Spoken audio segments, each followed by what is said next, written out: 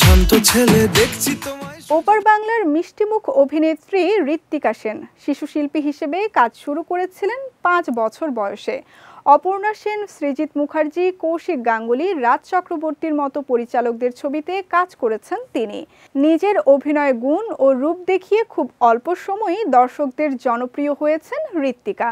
2014 সালে বরবাদ সিনেমায় অভিনেতা বনি সেনগুপ্তের সঙ্গে জুটি বাঁধেন ঋত্বিকা সেন। এরপর লাভ স্টোরি ছবিতেও পর্দা ভাগ করেন তারা। এরপর গুঞ্জন ওঠে বনির সঙ্গে নাকি প্রেমের সম্পর্কে আছেন অভিনেত্রী, কিন্তু এগুলো নাকি মিথ্যে রটনা ছাড়া কিছুই না, এমনটাই জানালেন এই অভিনেত্রী। সম্প্রতি ভারতীয় গণমাধ্যমকে দেওয়া এক সাক্ষাৎকারে ঋত্বিকা জানালেন, বনির সঙ্গে প্রেম নিয়ে যা রটেছে তা অনেকটা কুরুচিকর। নায়িকার ভাষ্য, আমার সঙ্গে বনির প্রেম কোনো কালেই ছিল না, এগুলো রটানো হয়েছে।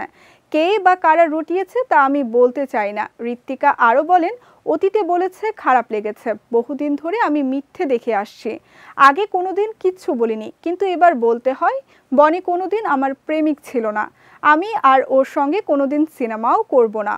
শিশু শিল্পী হিসেবে অভিনয় শুরু করেছিলেন ঋত্বিকা। 2012 সালে 100% লাভ ছবিতে তিনি নায়িকা হিসেবে সফর শুরু করেন।